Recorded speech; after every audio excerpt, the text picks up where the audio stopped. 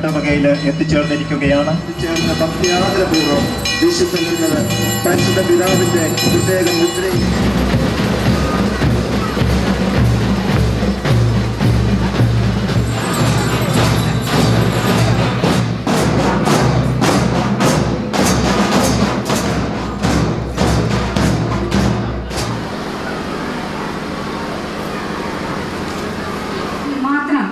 ജീവിച്ചു മരിച്ച വ്യക്തിയല്ല ഡോൺ ബോസ്കോ.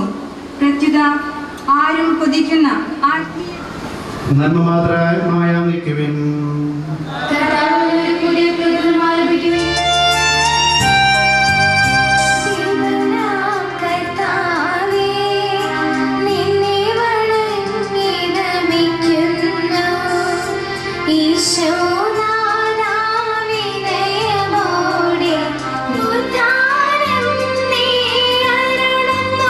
സകലത്തിന്റെയും നാഥ എന്നേക്കും. ഡോൺ ബോസ്കോ എന്നറിയപ്പെടുന്ന ജോൺ അദ്ദേഹത്തിന്റെ ജീവിതം മുഴുവൻ യുവാക്കന്മാർക്ക് വേണ്ടി അർപ്പിച്ചു. സ്നേഹിതനായിട്ടും മാതാവായിട്ടും പിതാവായിട്ടും വഴികാട്ടിയുമായിട്ടും അദ്ദേഹം നിന്നെങ്കിൽ അതേ ദൗത്യം ഇന്ന് നമുക്ക് നൽകപ്പെടുകയാണ്.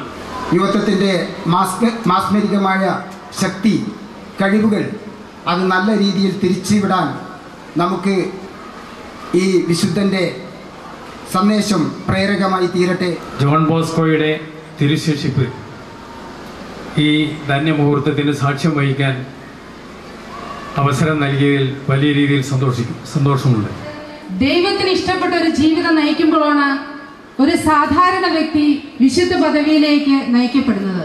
എന്നിവർക്കും മറ്റെല്ലാ സിസ്റ്റേഴ്സിനും മുന്നോട്ട് വരിക. അതിനുശേഷം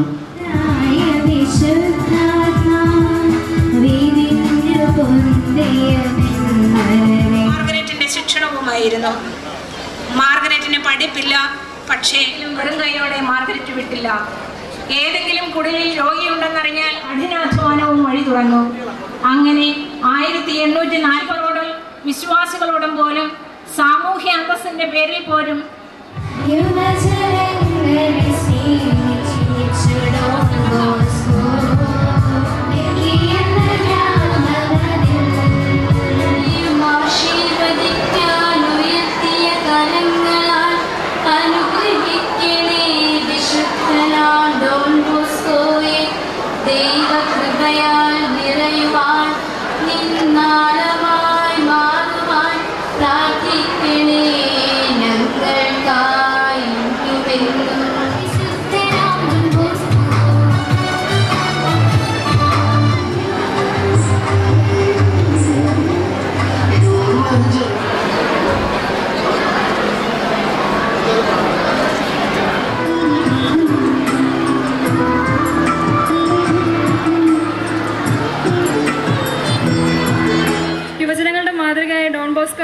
യുവജനങ്ങളെ നയിക്കുകയും അവർക്കൊരു നല്ല മാതൃകയാകുകയും ചെയ്ത ഡോൺ ബോസ്കോ എന്ന് എനിക്കൊരു വഴികാട്ടിയും എൻ്റെ ജീവിതത്തിലുടനീളം എൻ്റെ സഹായകനുമായിരിക്കും.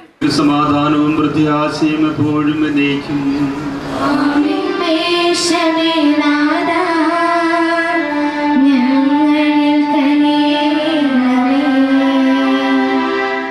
വിശുദ്ധ ജീവിതം നയിക്കുവാനുള്ള വലിയ അദമ്യമായ അടങ്ങാത്ത ആഗ്രഹം മനസ്സിൽ സൂക്ഷിച്ചുകൊണ്ട് ജീവിക്കുവാൻ ആഗ്രഹിച്ച ഒരു മനുഷ്യന് ദൈവം കൊടുത്ത പ്രതിസമ്മാനമാണ് അദ്ദേഹത്തിന് ലഭിച്ചിരിക്കുന്ന വിശുദ്ധി എന്ന് നമ്മൾ തിരിച്ചറിയുകയാണ്. എല്ലാ അധ്യാപകർക്കും കുട്ടികൾക്കും നമ്മുടെ കുടുംബങ്ങൾക്ക് നമ്മുടെ സെന്റ് ജോസഫ് ഇടവകയിലും നിറഞ്ഞു നിൽക്കട്ടെ എന്ന് പ്രാർത്ഥിച്ചുകൊണ്ട് നന്ദി. ദൈവത്തിന് സ്തുതി.